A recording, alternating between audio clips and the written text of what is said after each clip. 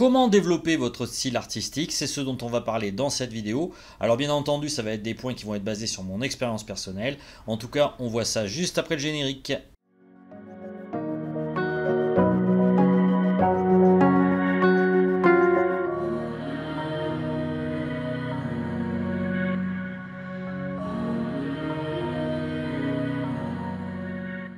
Bonjour et bienvenue sur cette chaîne. Alors aujourd'hui, on va s'intéresser à la manière dont on peut développer son style artistique.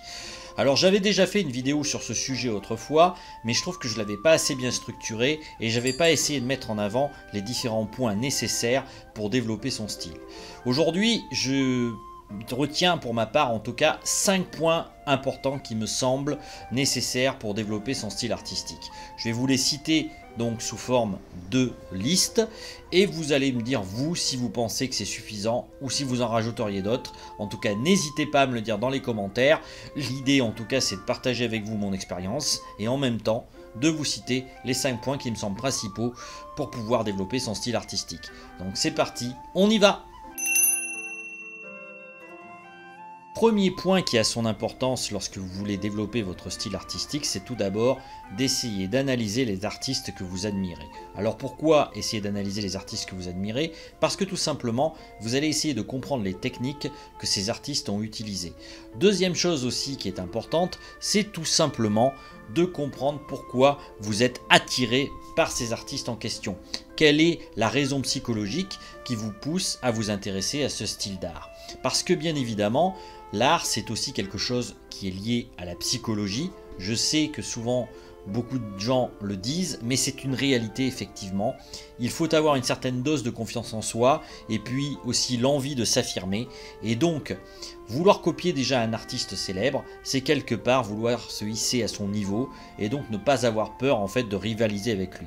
Alors l'idée c'est pas de faire une copie bien évidemment de cet artiste en question, c'est plus de se dire en fait je vais prendre la technique de cet artiste et je vais l'incorporer avec ma propre manière de peindre pour essayer de faire quelque chose de nouveau. En fait, souvent bon nombre d'artistes volent des artistes du passé, mais ils réinterprètent. Donc du coup, ce n'est pas vraiment une copie du peintre précédent, c'est plus en fait une réinterprétation qu'ils font à leur propre manière. Donc de toute façon, en quoi ce serait mal d'utiliser ce genre de technique? C'est tout simplement en fait s'ouvrir de nouveaux horizons et les rajouter aux propres horizons que nous on a déjà et de la propre perception qu'on peut avoir du monde en général. La peinture, c'est avant tout basé sur l'imagination, donc sur des images que l'on voit tout autour de nous, et l'idée c'est tout simplement de réinterpréter ces images à notre façon, avec les expériences éventuellement d'autres peintres et d'autres techniques qu'on peut apprendre, et donc c'est ce qui fera votre particularité. Deuxième point qui a son importance, c'est d'essayer d'expérimenter les différentes techniques et médiums qui existent. Alors on peut tout simplement tout d'abord peindre sur du numérique, ça existe, la peinture numérique est aussi une peinture aussi respectable que d'autres, même si certains ne le pensent pas. On peut également peindre sur des techniques plus traditionnelles comme le fusain, aussi dessiner au fusain pour commencer, et puis pourquoi pas peindre à l'acrylique, puis à l'huile, que certains considèrent comme plus noble.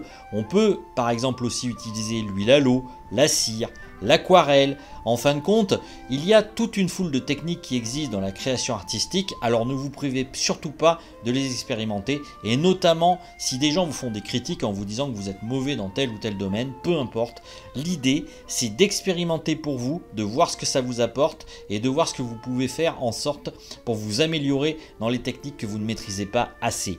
Allez savoir par la suite, peut-être que vous êtes plus peinture, huile à l'eau comme c'est mon cas, et ben ça peut vous apporter aussi dans votre propre expression artistique, parce que bien évidemment ces différentes techniques souvent ont des sortes de ressemblances, et donc il ne faut pas se couper même de techniques qui vous paraissent pourtant difficiles au premier abord, parce qu'elles peuvent aussi vous apporter une manière de regarder et une manière de ressentir la peinture différente de ce que vous faites habituellement.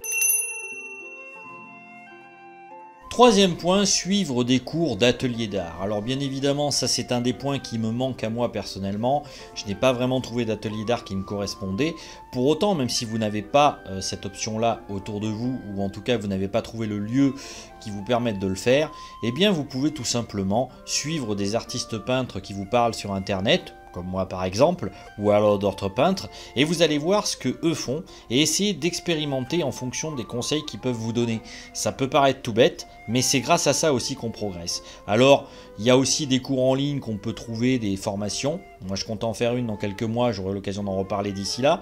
Mais vous avez aussi des formations d'autres artistes que vous pouvez procurer, où ils vont vous montrer vos techniques pas à pas, enfin leur technique pas à pas. Et vous pourrez donc progresser dans ces domaines artistiques grâce à eux et voir un peu ce que vous en tirez pour votre propre expression encore une fois. Et n'oubliez surtout pas, il ne s'agit pas de copier, il s'agit de réinterpréter à votre façon et de voir ce que vous en retirez bien évidemment de tous ces enseignements. L'idée en tout cas c'est aussi de se connecter avec d'autres artistes et de pouvoir justement échanger avec eux verbalement. C'est pour ça aussi que des fois, ça peut être intéressant de participer à des expositions parce que vous allez pouvoir parler avec d'autres artistes et voir ce que eux font au niveau de leur technique. Ça peut être enrichissant. Bref, il n'y a pas de limitation à ce niveau-là. Voir d'autres artistes, c'est très très enrichissant. Donc ne vous privez surtout pas d'en rencontrer et si possible un maximum. Quatrième point pour développer votre style artistique, eh bien c'est pratique, pratique et encore pratique. La régularité, c'est un des points fondamentaux de l'expression artistique. Pour autant, je vous conseillerais aussi d'avoir éventuellement un carnet de croquis sur lequel vous allez voir vos différents dessins et ça va vous permettre de voir justement comment vous pouvez vous améliorer, notamment dans le dessin, mais aussi pourquoi pas dans la peinture, parce que ce sont deux domaines qui sont des fois assez contradictoires. On peut être très bon dessinateur et très mauvais peintre ou inversement, mais il est important quand même de savoir qu'une bonne expression en dessin peut vous aider à mieux peindre et inversement aussi bien peindre va pouvoir aussi par la suite vous aider peut-être pour le dessin.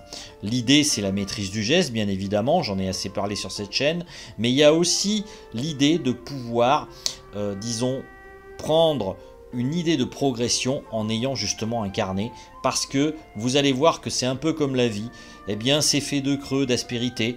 L'expression artistique, il y a des moments où on est moins bon et puis des moments où on est meilleur. C'est pas quelque chose de linéaire en termes de progression, ça il faut en prendre conscience. Mais plus vous êtes régulier et plus vous pratiquez, eh bien plus il y a de chances de vous améliorer. Donc encore une fois, pratique, pratique et encore pratique. Cinquième point, et pas l'un des moindres, eh bien il faut prendre conscience que la peinture, c'est avant tout une affaire de patience et d'expérimentation. Donc vous n'allez pas progresser du jour au lendemain en peinture ou en dessin en général. Ce qu'il faut vous dire en tout cas, c'est qu'il faut oser expérimenter et ne pas avoir peur des critiques des autres. Forcément, vous aurez des gens qui vous diront que ce que vous faites est nul et qu'il faut arrêter. Et c'est justement là qu'il ne faut pas les écouter et se dire je continue quand même. L'essentiel des critiques que vous allez pouvoir avoir ont un intérêt si elles vous apportent et vous incitent à progresser et à continuer. Il n'est pas du tout dans l'idée d'abandonner la peinture ou le dessin, ce n'est pas une option pour vous. C'est ça qu'il faut se dire. Et puis aussi, prendre conscience aussi que le dessin et la peinture, eh bien, c'est souvent des périodes de progression importante, mais aussi parfois de régression.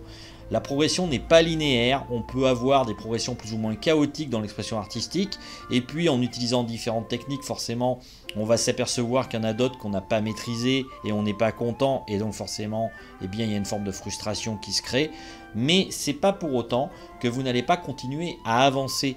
Alors effectivement, cette expression-là, elle prend du temps, comme je vous ai dit, il faut de la patience, et bien entendu prendre des risques. Et alors qu'est-ce que ça veut dire prendre des risques? Et bien tout simplement vous achetez une feuille qui a beaucoup de valeur, imaginons une feuille de dessin que vous voulez utiliser et qui coûte très cher, et bien vous lancez dessus tout simplement, et puis si c'est loupé, peu importe, mais vous avez en tout cas tenté de faire au mieux sur le moment, et c'est justement une leçon de vie que de se dire voilà, eh bien j'ai peut-être échoué, mais en même temps j'ai appris quelque chose de cette expérimentation, même si c'était sur du papier de qualité, peu importe. En tout cas, il n'y a pas de matériel noble ou pas, l'idée c'est tout simplement de continuer à progresser pour vous personnellement, et cessez d'écouter en tout cas les gens qui vous disent eh bien non, arrête de peindre, t'es nul, tu vaux rien, peu importe. La peinture et le dessin c'est avant tout une question de confiance en soi, avant tout croire en soi, et ça faut jamais l'oublier, et ne laissez à personne le droit de vous rabaisser pour ce que vous êtes, parce que vous avez de la valeur comme tout le monde. Alors aujourd'hui je vais vous laisser, et puis je vous dis à bientôt dans une autre vidéo, et puis comme toujours si vous le souhaitez, vous pouvez télécharger mon guide gratuit du peintre débutant ainsi que des vidéos de conseils que je vous donne. Vous recevrez ça pendant 7 jours, et j'espère que vous apprécierez le travail que j'ai pu effectuer. À ciao, bientôt.